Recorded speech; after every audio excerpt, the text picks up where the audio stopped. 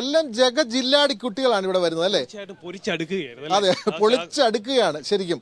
ഇനിയും പരിചയപ്പെടേണ്ടത് കണ്ണൂരിൽ നിന്നുള്ള ഒരു മിടുക്കിയാണ്. അത് പറയാൻ കാരണം കുച്ചിപ്പുടി വേഷത്തിലാണ് ഇവിടെ എത്തിയിട്ടുള്ളത്. അമയ വരൂ.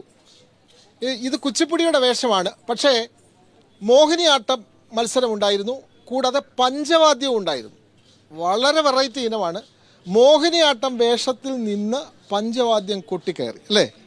ഏതൊക്കെ ഇനത്തിലാണ് മത്സരിച്ചത്? ഏതൊക്കെ ഇനത്തിൽ എ ഗ്രേഡ് ഉണ്ട്? 3 മത്സരിച്ചത്. മോഹിനിയാട്ടം, പഞ്ചവാദ്യം, കുച്ചിപ്പുടി 3ലും എ ഗ്രേഡ് ഉണ്ട്. അമ്പടാ, 3 ഇനത്തിലും എ ഗ്രേഡ് നേടിയിരിക്കുന്നു. അതും നൃത്ത ഇനം കൂടാതെ പഞ്ചവാദ്യം കൂടെ. പഞ്ചവാദ്യത്തിൽ ഏത് വാദ്യമായിരുന്നു? ഇലത്താളം. പഞ്ചവാദ്യത്തിൽ ഇലത്താളമായിരുന്നു. മോഹിനിയാട്ടം, കുച്ചിപ്പുടി അല്ലേ? സ്കൂളിന്റെ പേര്, പഠിപ്പിച്ചവരെ, അവരെയൊക്കെ ഒന്ന് പറയാമോ? Saint Teresa's Anglo Indian higher secondary school, Kannur. Mohiniyattam പഠിപ്പിച്ചത് കലാക്ഷേത്ര അമൽനാഥ് സാറും കലാമണ്ഡലം ലീലാം ടീച്ചറും. പഞ്ചവാദ്യം പഠിപ്പിക്കുന്നത് കാസർഗോഡ് നീലേശ്വരം ഉണ്ണികൃഷ്ണ മാരാറും പ്രമോദ് മാരാറും. ഇപ്പം കുച്ചിപ്പുടി പഠിപ്പിച്ചത് ഡോക്ടർ അശ്വിനി നമ്പ്യാർ. ഇതിനൊക്കെ എങ്ങനെ സമയം കിട്ടുന്നു? കുച്ചിപ്പുടി പഠിക്കണം, മോഹിനിയാട്ടം പഠിക്കണം, അതിനൊക്കെ പഞ്ചവാദ്യം, ഇതിനൊക്കെ അതൊരു പാക്കേജ്. ഇത് എങ്ങനെയാണ് ഇത്? പിന്നെ സ്കൂളിൽ എത്രാം ക്ലാസ്സിലാണ്? 9ാം ക്ലാസ്സിൽ. ഇഷ്ടം പോലെ പഠിക്കാനുണ്ട്. എങ്ങനെയാണിത്? എങ്ങനെയാണ് ഇതിന്റെ ടൈം ടേബിൾ എന്ന് പറയാം? അത് പഞ്ചവാദ്യം ഗ്രൂപ്പായിട്ടാണ്. അപ്പോൾ സ്കൂളിൽ നിന്ന് അത് പ്രാക്ടീസ് ചെയ്യും. പിന്നെ വീട്ടിൽ വന്നാൽ ഇൻഡിവിജ്വലി പ്രാക്ടീസ് ചെയ്യും. പിന്നെ സ്കൂളിലെ പാഠം പഠിക്കുന്നപ്പോഴാണ്? എക്സാം ആവുമ്പോൾ പഠിക്കും. സമയം കിട്ടാറുള്ളത്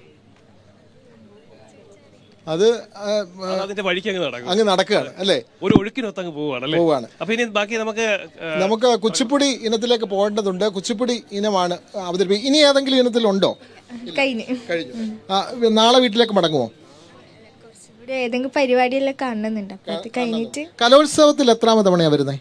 ഞാൻ കഴിഞ്ഞ 8ാം ക്ലാസ് മുതൽ സ്റ്റേറ്റിൽ പങ്കെടുക്കുന്നുണ്ട്. 3ാം ക്ലാസ് തൊട്ട് കലോത്സവം ചെയ്യുന്നുണ്ട്. ഈ ത്രികല വല്ലഭ അല്ലേ? ത്രികല വല്ലഭ എന്ന് ഞങ്ങളങ്ങ് പറയാം. അതിൻ്റെ അമ്മയുടെ അച്ഛനും അമ്മയും വന്നിട്ടുണ്ടോ? ഒന്ന് വിളിക്കാമോ? ഒന്ന് വരുമോ? വാ.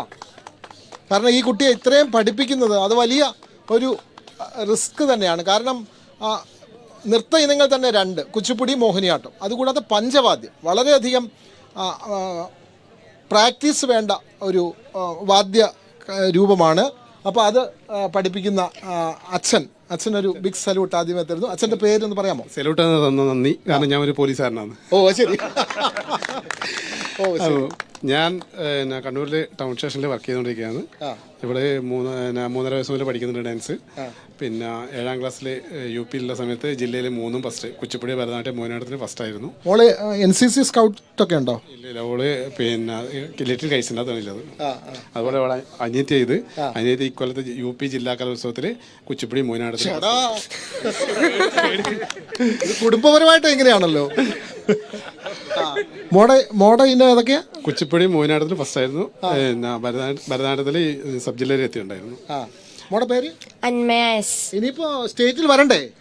വരണം. അടുത്തുള്ള ഞാനും ചേച്ചിയും ഒരേപോലെ. പിന്നല്ല, രണ്ടുപേരും ഹൈ സ്കൂളാണ് മത്സരിക്കേണ്ട ആണല്ലേ? 8ാം ക്ലാസ് 10ാം ക്ലാസ്. അമ്മ നൃത്തമൊക്കെ ചെയ്യോ? നൃത്തമൊന്നും ചെയ്യില്ല. മക്കളെ അത്യാവശ്യം ഡാൻസ് കളിപ്പിക്കുന്നുണ്ട് അല്ലേ? പ്രാക്ടീസ് ചെയ്യിപ്പിക്കും. ഉണ്ട്. സ്കൂളിൽ പഠിക്കുന്ന സമയത്ത് ഏതെങ്കിലും ഇനത്തിൽ? ഇല്ല, ഇങ്ങനെ സ്കിറ്റൊക്കെ ചെയ്തിട്ടുണ്ട്, തിരുവാതിര. അപ്പോൾ ഇങ്ങനെ കലാകുടുംബം നമ്മുടെ കേരളത്തിൽ നിരവധി ജില്ലകളിൽ, നിരവധി പ്രദേശങ്ങളിലൊക്കെ ഒരു കുട്ടി മാത്രമല്ല, ആ കുട്ടി ഇപ്പോൾ സാധാരണ വീടുകൾ 2 കുട്ടികളാണല്ലോ, ആ കുട്ടികളൊക്കെ കലാപ്രവർത്തനത്തിലേക്ക് ഇറങ്ങുന്ന ഒരു മനോഹരമായ, ഏറെ സന്തോഷം നൽകുന്ന അനുഭവം തന്നെയാണ് കലാകേരളത്തിന് കാണാൻ കഴിയുന്നത്. അത് നൃത്ത ഇനങ്ങളായാലും അല്ലെങ്കിൽ വാദ്യ ഇനങ്ങളിലും ഒക്കെ ഒരേ മനസ്സോടെ പങ്കെടുക്കുകയാണ്. അതായത് ആൺകുട്ടി പെൺകുട്ടി വ്യത്യാസമൊന്നുമില്ല.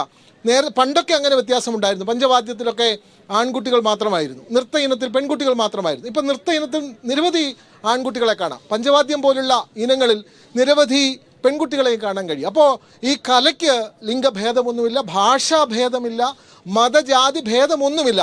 എല്ലാവരെയും സമന്വയിപ്പിക്കുന്ന ഒരു മേഖലയാണ് കലാരംഗം എന്ന് പറയുന്നത്. അതിൻ്റെ ഒരു സമ്മേളനമാണ്, അതിൻ്റെ ഒരു പരിച്ഛേദമാണ്, അതിൻ്റെ ഒരു സുവർണ കാലമാണ് ഇത്തരം കലോത്സവങ്ങൾ എന്ന് പറയുന്നത്. സാനു, തീർച്ചയായിട്ടും ഈ കലകൾ സംഗമിക്കുന്നത് ഈ തൃശ്ശൂരിൽ എന്നുള്ളതും ഏറെ പ്രത്യേകതയാണ്. ഈ പൂരനഗരി എന്നുള്ളതും പ്രത്യേകതയാണ്. നമുക്ക് ഈ പ്രകടനത്തിലേക്ക് പോയാലോ, കാര്യങ്ങളിൽ ഡാൻസിലേക്ക്? അതെ, പാട്ട് റെഡിയാണെങ്കിൽ നമുക്ക് അതിലേക്ക് പോകാം. കുച്ചിപ്പുടിയാണ്.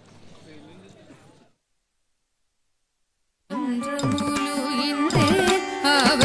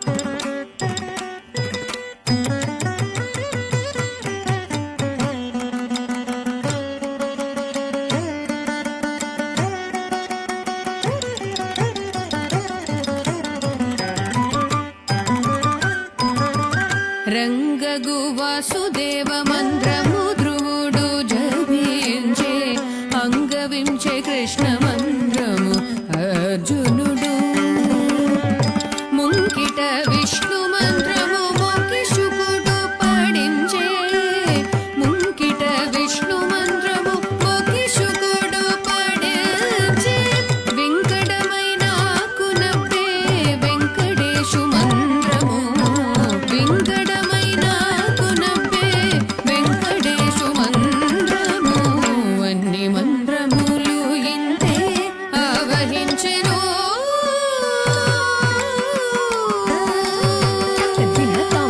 దినతాం దినతా కుకుజం